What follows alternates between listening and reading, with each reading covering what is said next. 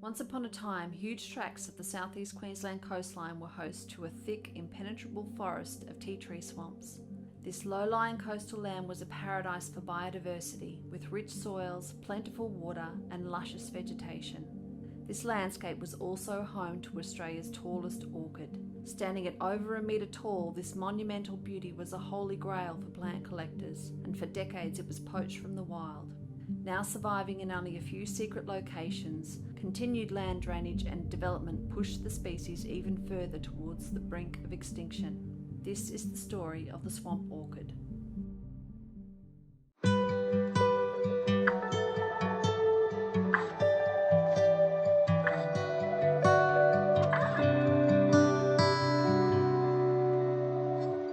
My name is Dr. Laura Simmons. I did my PhD at the University of the Sunshine Coast, and my PhD research focused on conservation genetics and ecology of the endangered swamp orchid, Phaeus australis.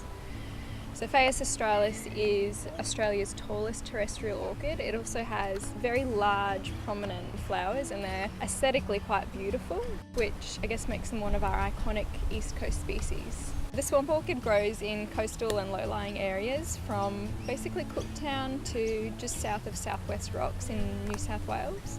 The swamp orchid is a little bit different in that it is a selfing species, so it self-pollinates at a high frequency within the population. So what that offers the plant is reproductive security. It can be a very robust plant, growing up to a metre in height, but the tallest I've ever seen are well over my head, and they had flowers that covered almost half a metre of the inflorescence. So the swamp orchid is listed as endangered under the Federal EPBC Act, as well as Queensland and New South Wales state legislation. The key threatening processes for the orchid are habitat fragmentation and destruction. So the orchid grows in areas that are very desirable for us to live. So unfortunately, we've lost some of that habitat for housing and infrastructure development. Another key threatening process historically has been collection from the wild. So I spoke to someone in North Queensland who was very proud of the fact that he had a very large population on his property, but he told me that once, very early in the morning, he busted someone with a station wagon full of orchids. Luckily enough, that population has recovered, but that's taken over 30 years. So another key threatening process is the genetic effects of how we modify our environment and what happens when we take plants out of the wild. So what I found was that small populations of the swamp orchid had lower genetic diversity than the large populations. So as we lose plants, we lose this important genetic diversity. In fact, there was one population that I sampled that was quite small. It had very unique alleles. They were not found anywhere else. And unfortunately, those plants were collected from the wild in the duration of my PhD. So those alleles are now no longer found in the wild at all. So a few ways that people can help to conserve this species in the wild. Of course, in situ conservation is the best way to maintain our wild and endangered species. So if you see one in the wild, leave them where they are. Take as many photographs as you'd like.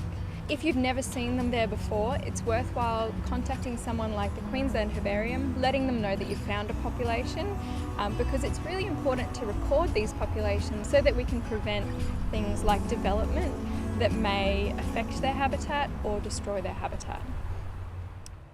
Hi, I'm Professor Katherine Pickering, and we're here today at Griffith University Gold Coast campus. We're using our campus to showcase the amazing flora from southeast Queensland. This includes a rare and threatened plants, and one of the species that we've got here is the absolutely stunning swamp orchids. We've got them in different places, growing under the eaves of some of the buildings, out in display as part of our rare and endangered walk. They're really beautiful plants, but like lots of native plants, they've been threatened. And for orchids, one of the big threats is collecting. So it's really important when you're sourcing orchids to make sure they're from a reliable place and that they haven't been collected from the wild. Hi, I'm Jan Glazebrook from Native Plants Queensland.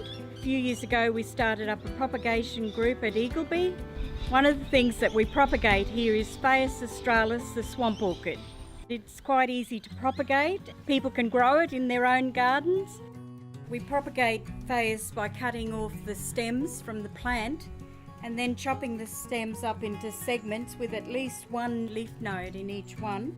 We then dip the bottom end into a hormone and finally we put it into the pot. After 12 months, this is what we get, the beautiful swamp orchid. So taking these things into consideration, we can all join together and help to save this species.